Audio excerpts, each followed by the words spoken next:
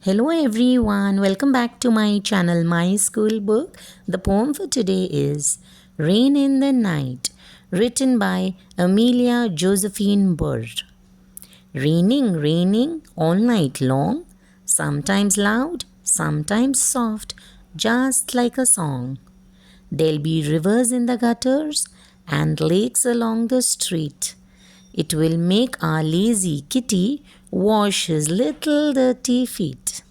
The roses will wear diamonds like kings and queens at court, but the pansies all get muddy because they are so short. I'll sail my boat tomorrow in wonderful new places, but first I'll take my watering pot and wash the pansies' faces. Thank you. I hope you liked the poem. If you liked the video, do give it a thumbs up. Thank you.